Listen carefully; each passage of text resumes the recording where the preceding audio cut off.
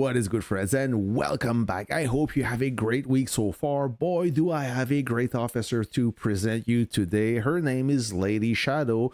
She's a Martyr's Watch officer wearing the versatile tag, the field and skill tab as well. She is absolutely amazing. She's been released with the Battle Fest, and there's a lot of things going on with this officer. You know the drill. I will highlight her skills, identify which skill you should awaken first, how to awaken her, and then I will share some game footage as I'm trying to figure out which is the best field fighting pairing in Warpath. So stay tuned. Let's go. All right, Lady Shadow, how to awaken her. There is two ways. First of all, you can use those universal statues to awaken her. She's not exclusive.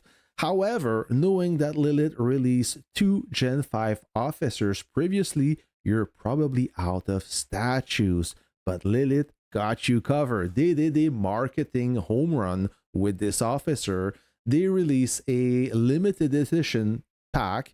You can buy her own statues just like if she was an exclusive launch officer, but she's not. And if you're impatient and you have a little bit of money left in your pocket, you can buy those packs and awaken her in a timely fashion. Is it worth it? It's up to you. Personally, I don't think so. I needed a few packs to level her skills. However, I had enough universal statues. I expect her release soon during the Battle Fest. Okay, Lady Shadow, why everybody is talking about her? What does she have so special? First of all, she's the first Gen 5 hero to be available from day one playing Warpath. Before that, you had to wait 75 days to access level 2, 3, 4, and 5. This one available from the get-go. The only difference is during the first 75 days, her skill will be nerfed a little bit. Still better than Gen 1 officer by far, so consider this if you just download the game. She's pretty good. The second reason why everybody loves her is she's the first versatile officer to offer area of effect damage, AoE. What does it mean? We're going to see her skill on the battlefield, and it's pretty interesting, but it's not as good as you thought. So let's dive in and look at her first skill, the tactical one called Silent Pursuit. You see this new arrow here. This is to see the difference between the first 75 days and after the skill upgrade. You don't have to do anything. It's upgraded automatically. So Silent Pursuit, what does it do? Prep time 8 seconds, that's pretty standard. After 8 seconds, she will deal 1800 damage.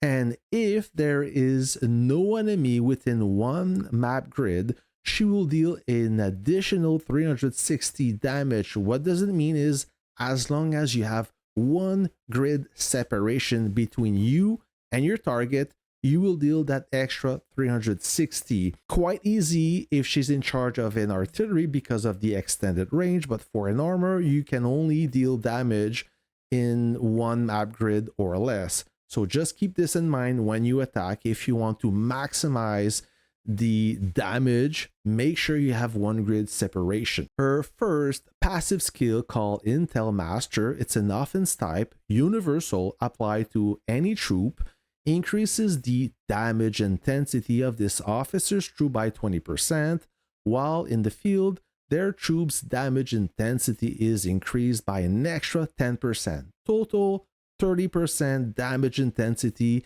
That is pretty high, and I think it's the highest from the free-to-play officers, which is pretty cool. That would be one interesting skill that you should level up as soon as you can for some skill training.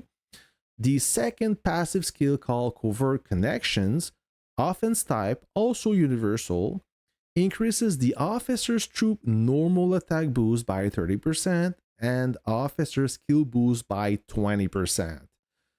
Before, those officers would offer this either of those skill, but this one have both in the same, which is pretty amazing. Another good skill you should consider to level up for some skill training.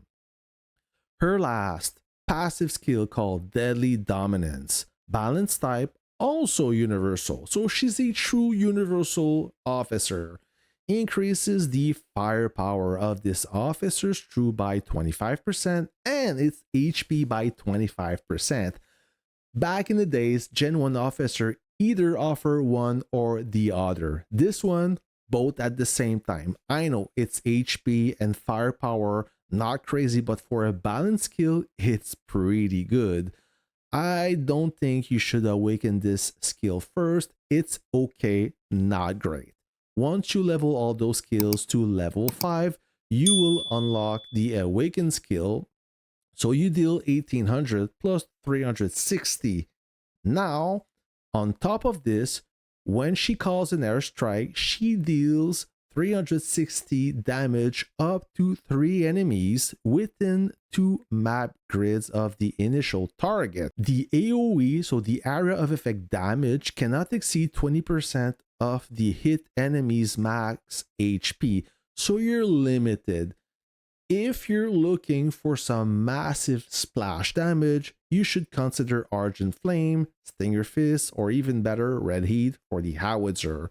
Otherwise, you will be disappointed because that splash damage on the field, it's not enough to kill a Raven on the first strike. So it's quite low.